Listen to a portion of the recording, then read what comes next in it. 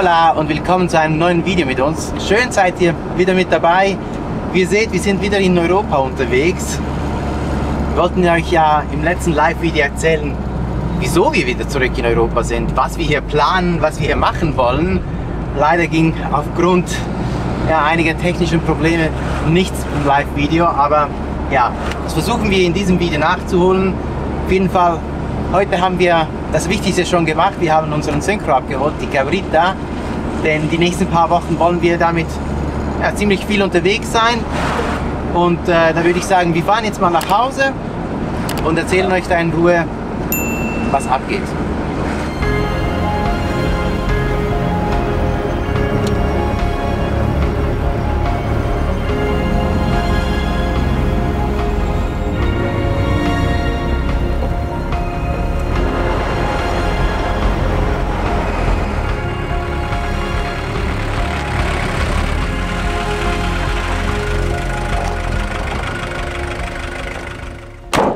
Ist schon ein etwas seltsames Gefühl, wieder hierher zu kommen, weil es ist ja schon ein bisschen wie Heimkommen. Das ist ja, wir sind in der Komfortzone, hier kennen wir uns aus, aber unser Zuhause ist trotzdem gleichzeitig auch bei Jimmy. Ja, das wartet jetzt in Südamerika auf uns, ist irgendwie schräg. Aber ja, immerhin bleibt uns ja eh nicht viel Zeit zum Nachdenken, denn es gibt einiges zu tun, um unsere Cabrita-Abfahrt fertig zu kriegen. Wie Jesse ja schon meinte, haben wir zurzeit nicht die Zeit, um einen vollständigen Ausbau zu machen.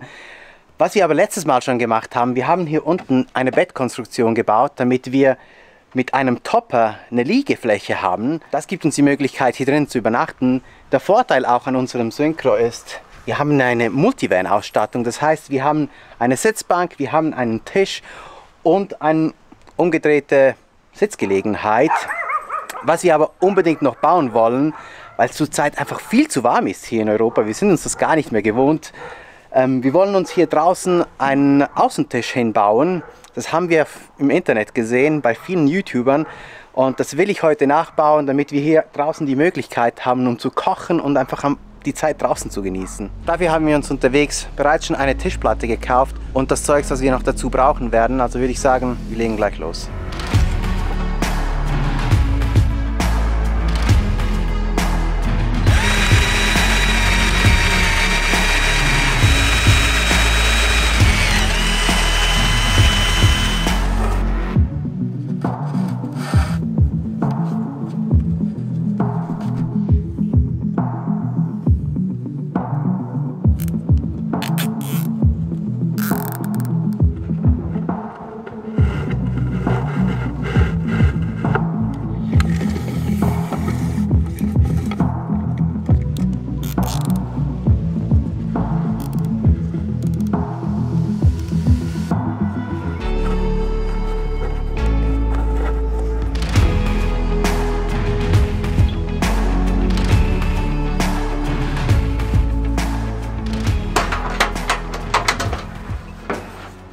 Passt doch, oder? Ja, was gibt's zum Abendessen? Keine Ahnung. Ich glaube, wir müssen uns noch einen Schemmel bauen, weil der Bus einfach zu hoch ist oder wir zu klein. Das ist eine Hochküche. Cool, hält.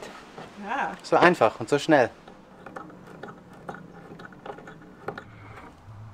Ich habe noch 2 Sicherungsseile an der Seite montiert, damit ich das nicht nach links und rechts verschieben kann. Ich glaube, jetzt ist es fertig. Wir könnten es noch lasieren, aber keine Ahnung, ob wir noch Zeit dafür finden. Aber ich finde das richtig gut geworden und auch ziemlich schnell gegangen.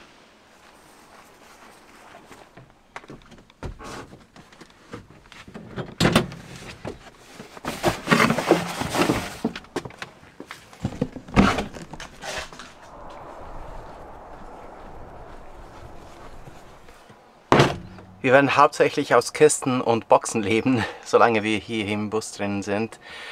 Ist leider nicht so luxuriös wie in Jimmy, aber das wird irgendwann mal kommen. Und ich glaube, das Wichtigste werden wir auf jeden Fall mit dabei haben. Von dem her passt es, es ist provisorisch und ja, wir werden uns schon arrangieren.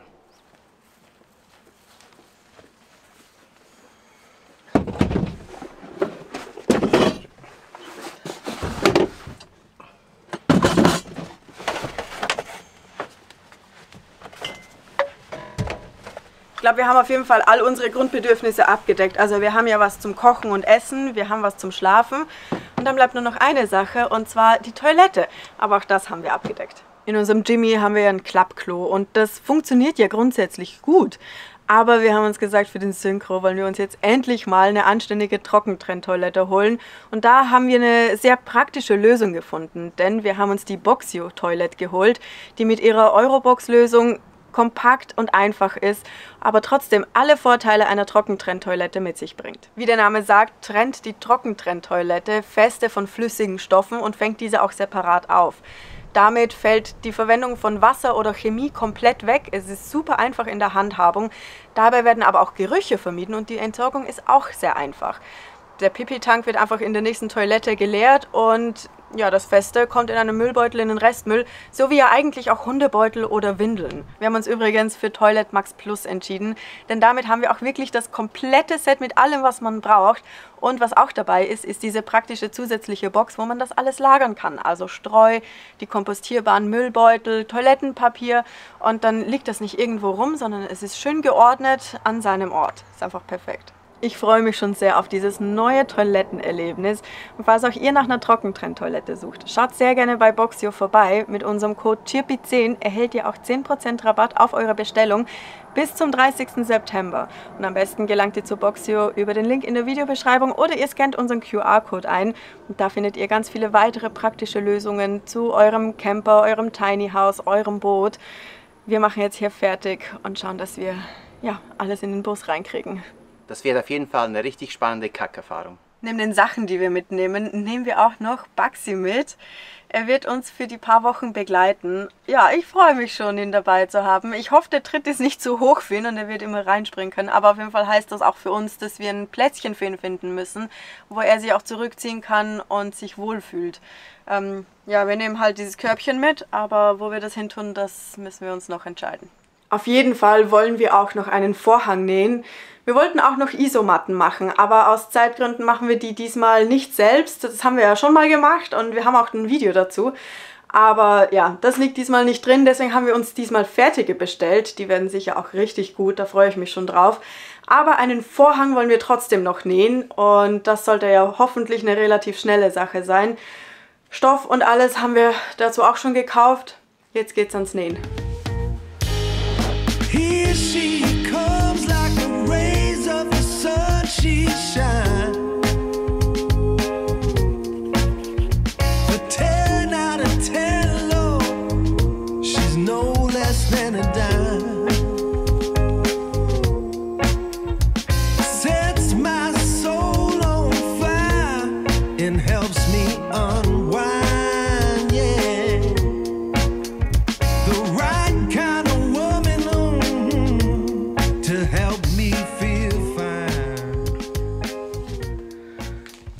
Ich staune wirklich jedes Mal aufs Neue, wie viel Zeit eigentlich das Ausmessen und Zuschneiden vom Stoff braucht. Im Vergleich dazu ist das Nähen selber ein Klacks, also zumindest bei Dingen wie Vorhängen. And carry on. She got the soul of a warrior, but a tender heart, yeah. Had me hooked on a love right from the start.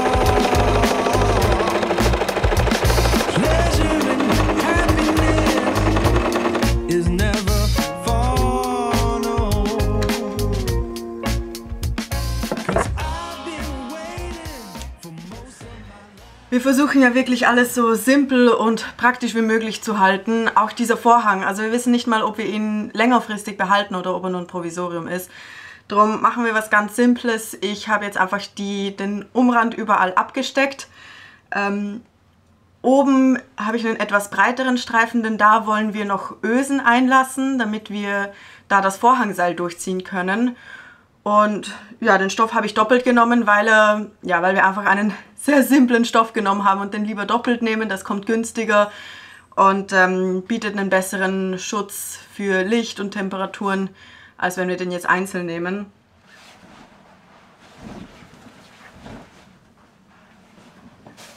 Ich finde, das Ergebnis kann sich ganz gut sehen lassen. Jetzt kommen noch die Ösen in diesen oberen, breiteren Saum, denn da kommt dann das Seil durch, auf dem wir den Vorhang auch aufhängen können.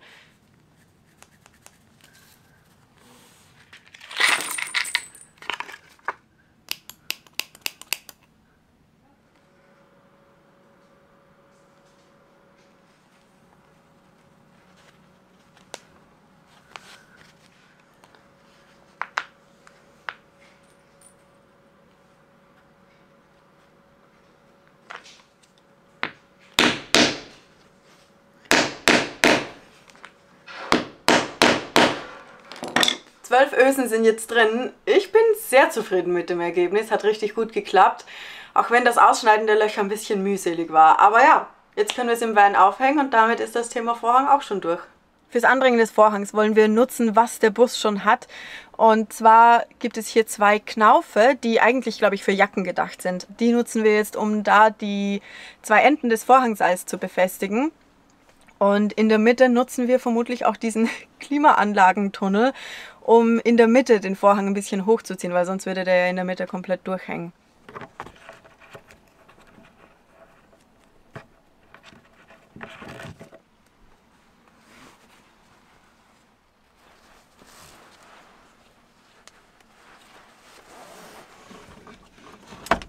Ja.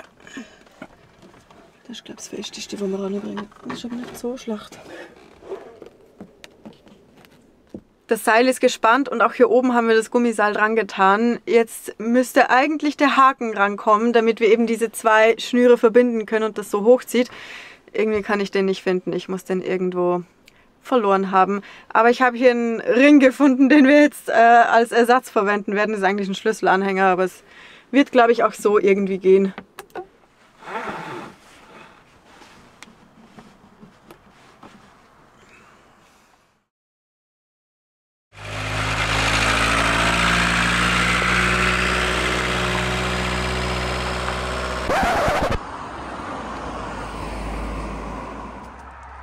Antriebswelle hat sie rausgehauen.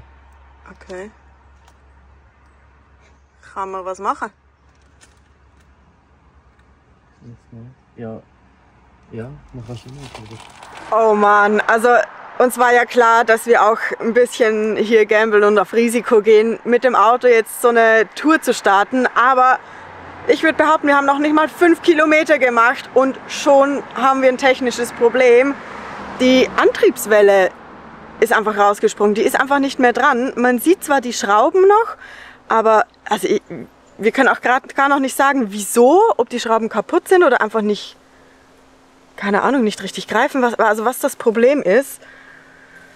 So ein Scheiß. Und natürlich, all unser gutes Werkzeug ist im Van in Südamerika. Das haben wir gar nicht hier dabei. Jetzt müssen wir erstmal gucken, ob wir das irgendwie beheben können und eben, wo erstmal die Ursache dafür liegt. Ja, Antriebsgelenk ist rausgefallen. Ich glaube, wir fahren hier an die Seite, vielleicht können wir es ein bisschen reinschrauben und dann fahren wir in den Werkzeugladen und versuchen das irgendwie fest anzumachen. Und schauen, wie stark wir das anmachen können. Waren keine 5 Kilometer, oder? Nee, das war nicht mal 1 Kilometer. So ein Scheiß. Okay.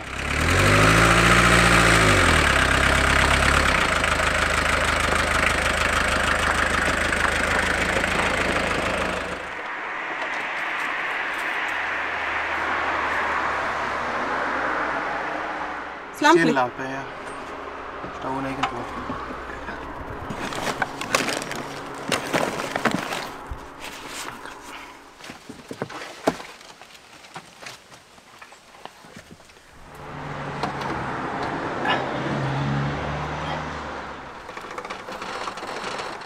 Wir heben den Wagen an, damit sich der Reifen drehen kann, damit ich hinten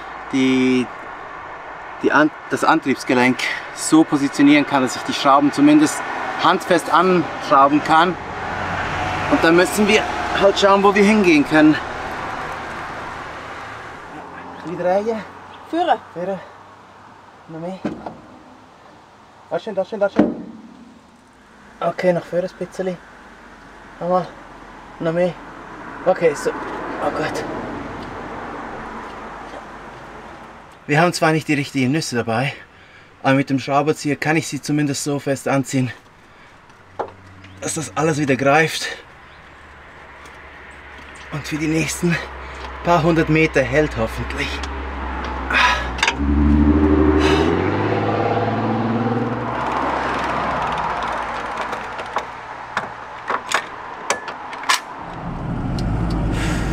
Wir fahren jetzt mal zum nächsten Werkzeugladen und schauen weiter, was wir machen.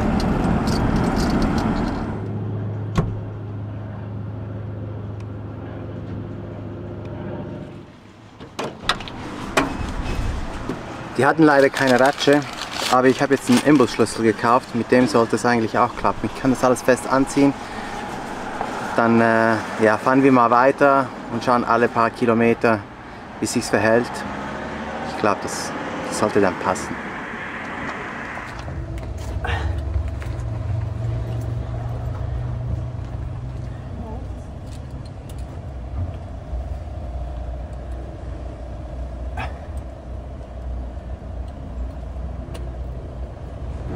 Was ist das für ein Start in diese Reise, wirklich. Also, aber wir waren jetzt gerade noch mal kurz bei einer Werkstatt und der Herr da war richtig nett, der hat uns noch mal die Schrauben angezogen mit korrektem Werkzeug. Also das ist hoffentlich jetzt in Ordnung. Wir haben ihm auch was für die Kaffeekasse da gelassen und jetzt haben wir ein gutes Gefühl, um endlich loszufahren, weil, naja, weiterfahren kann man es ja eigentlich noch nicht nennen. Ja, ihr seht hier hinten, da ist auch richtig voll. Wir haben ganz viele Sachen mit. Unter anderem auch noch eine zusätzliche Kiste, die wir dann bald auf die Post bringen. Denn wir haben noch einen Zylinderkopf mit, aber nicht für uns. Ein Freund hat in Südamerika ganz schöne Probleme mit seinem Auto, muss den Zylinderkopf tauschen und wir nehmen jetzt sein Altteil, haben wir jetzt hierher mitgebracht und wir bringen es nach Deutschland, damit er dafür wenigstens noch ein bisschen Geld zurückkriegt, weil der hat jetzt immense Kosten, das ist Wahnsinn. Ja, so viel zu Autoproblemen. Das haken wir jetzt ab. Ab jetzt läuft alles wie am Schnürchen. Habe ich so beschlossen. Und jetzt fahren wir endlich.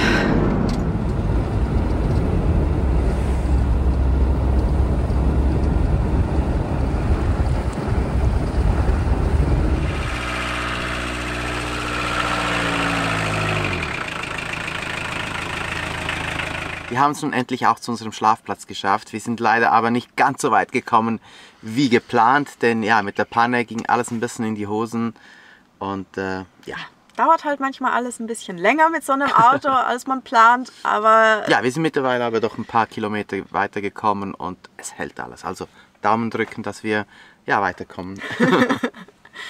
Ja, aber auf jeden Fall haben wir jetzt ja auch einen Moment Zeit, um euch endlich zu sagen, wieso wir in Europa sind, was wir hier vorhaben.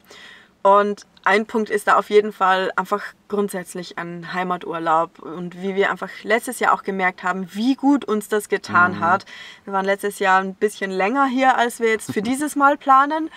Aber wir wollen auf jeden Fall einfach auch wieder Kraft tanken, wieder neue Energie finden, um dann das letzte Stück der Reise auch zu bewerkstelligen. Ja, denn die Reise ist ja nicht vorbei. Also die geht ja noch weiter, aber die geht ja nicht endlos weiter. Also so gerne wir auch reisen, so gerne haben wir auch gemerkt, dass wir vielleicht eine Base haben wollen, vielleicht auch mal das, was wir schon angesprochen hatten, mit dem Campingplatz. Und das geht halt einfach nicht von Südamerika aus. Man muss Kontakte knüpfen, man muss sich die Sachen anschauen und das ist halt viel einfacher als das über Telefon oder über Internet zu machen. Internet, ja genau. Also man muss einfach auch vor Ort sein, das haben wir gemerkt. Und da gibt es vielleicht ein paar Möglichkeiten, wo wir jetzt vielleicht konkreter werden können über den Sommer. Wir hoffen es, wir wissen es nicht und sobald wir was Spruchreifes haben, werden wir es auf jeden Fall auch mit euch teilen. Genau. Aktuell sind wir noch nicht so weit. Wir sind auch erst gerade angekommen, wir sind auch immer noch ein bisschen im Jetlag. Aber wir arbeiten jetzt den Sommer über dran. Ja. Wir werden ja auch immer wieder gefragt, wie lange unsere Reise noch dauern wird. Wie gesagt, sie wird nicht endlos weitergehen, denn wir sind schon seit fast über 4,5 Jahren unterwegs. Und wir merken halt, dass es nicht immer ganz einfach ist. Also gerade Südamerika ist schon, man ist häufiger aus der Komfortzone raus. Ja. Jetzt nicht mal nur Bolivien, wo vielleicht mal Phasen sind, wo es auch politisch ein bisschen schwieriger wird, aber auch sonst. Wir merken, man hat so eine Grundanspannung und die ist irgendwie ermüdend einfach mit der Zeit und deswegen...